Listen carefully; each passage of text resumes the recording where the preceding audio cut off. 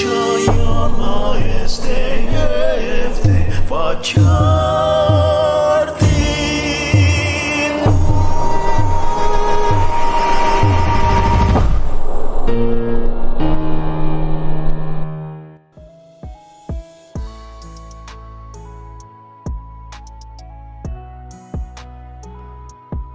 Shalom, salam hangat dari saya buat pecinta, pemerhati, dan juga penggerak orang muda di mana saja. Salam kenal, saya Brother Roxakan Maximus Lekti. Saya adalah salah satu mahasiswa magister di STFT Fajar Timur, Jayapura, Jayapura. Momen yang berharga ini saya ingin membagikan satu materi dengan tema pengabaian terhadap generasi muda dalam pastoral. Pengabaian dalam konteks pastoral berarti kurangnya perhatian, bimbingan dan juga dukungan terhadap generasi muda. Yang kedua, pentingnya generasi muda. Generasi muda adalah harapan masa depan gereja dan juga masyarakat. Mereka perlu mendapatkan bimbingan yang tepat agar dapat berkembang dengan baik. Penyebab pengabaian yang pertama adalah kurangnya sumber daya. Banyak generasi yang tidak memiliki cukup sumber daya untuk program pemuda. Yang kedua, perubahan sosial. Perubahan dalam budaya dan teknologi membuat gereja kesulitan menjangkau generasi muda. Yang ketiga, prioritas yang salah. Fokus pada tradisi atau program yang kurang relevan dengan kebutuhan pemuda saat ini. Dampak pengabaian. Pertama, krisis identitas. Generasi muda dapat kehilangan arah dan tujuan hidup. Yang kedua, menurunnya keterlibatan. Kurangnya minat generasi muda untuk terlibat dalam kegiatan gereja. Yang ketiga, peningkatan masalah sosial. Meningkatkan perilaku negatif seperti kecanduan dan kenakalan remaja. Solusi untuk mengatasi pengabaian. Bagaimana solusinya? Yang pertama, pengembangan program pemuda. Pengembangan program pemuda ini berarti menciptakan program yang menarik dan relevan bagi generasi muda.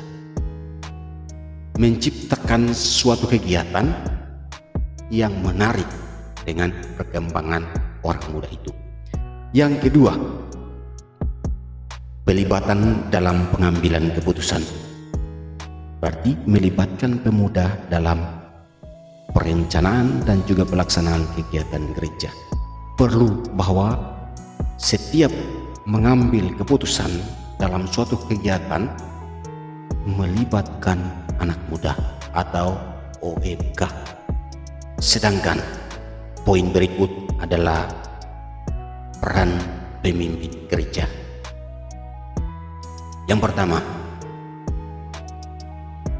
peran pemimpin gereja adalah mentoring dan pendampingan. Pimpinan gereja harus aktif dalam membimbing pemuda secara pribadi. Jadi tidak membina secara umum saja, tetapi juga secara pribadi. Yang kedua, mendengarkan aspirasi. Penting untuk mendengarkan kebutuhan dan juga keinginan generasi muda. Kadang-kadang hal ini diabaikan. Tetapi sebagai pemimpin gereja yang baik, sebagai seorang gembala, dia perlu mendengarkan juga kebutuhan-kebutuhan generasi muda. Yang ketiga adalah membangun komunitas, menciptakan komunitas yang mendukung dan memperdayakan generasi muda. Kita sedikit melihat tentang bagaimana kewajiban gereja dalam KHK atau Kitab Hukum Kanonik. Jadi dalam konteks kitab hukum kanonik, pengabaian terhadap generasi muda termasuk orang muda Katolik atau OMK dapat dipahami melalui beberapa pasal yang menekankan tanggung jawab gereja dalam mendidik dan juga membimbing kaum muda. Pertama, kewajiban gereja.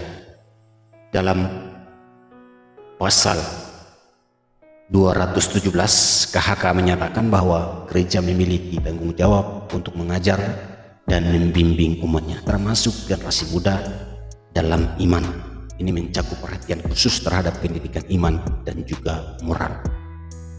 Jadi memberikan perhatian kepada umat, salah satu bagian terpenting adalah memberikan dukungan dan juga perhatian kepada generasi muda Gereja Katolik atau OMK.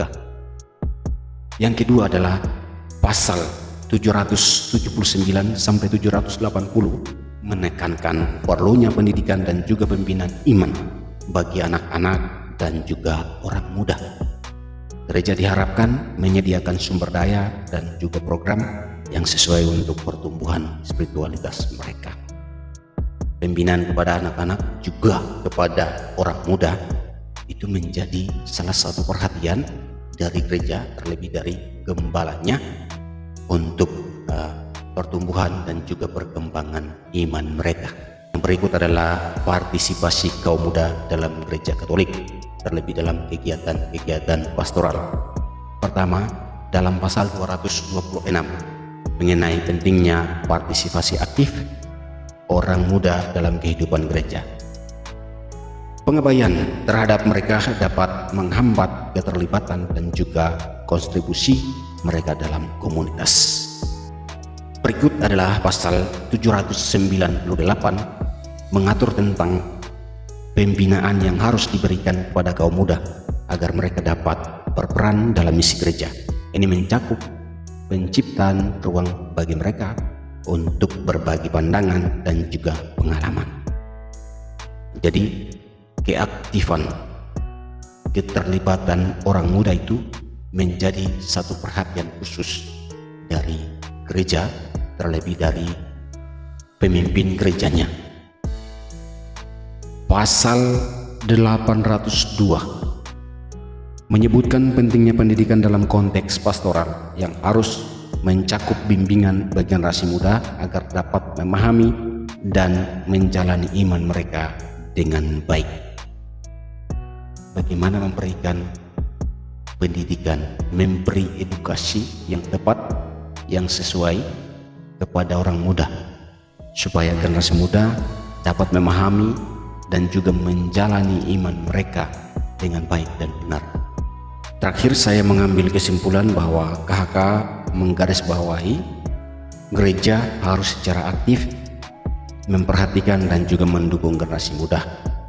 Pengabaian terhadap OMK tidak hanya bertentangan dengan ajaran gereja, tetapi juga dapat mengakibatkan dampak negatif yang luas bagi masa depan komunitas iman. Gereja perlu berkomitmen untuk menyediakan lingkungan yang mendukung pertumbuhan iman dan juga partisipasi kaum muda. Sekian materi singkat yang saya bisa bagikan dengan tema pengabaian terhadap generasi muda dalam pastoral gereja Katolik. Terakhir adalah diskusi.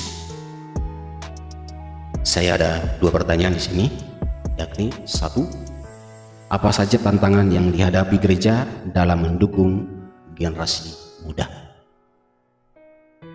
Yang kedua, bagaimana cara melibatkan pemuda dalam kegiatan gereja secara efektif? Baik, bagi teman-teman yang belum merasa puas dengan pemaparan materi saya, kita bisa berdiskusi lanjut dalam kolom komentar berikut.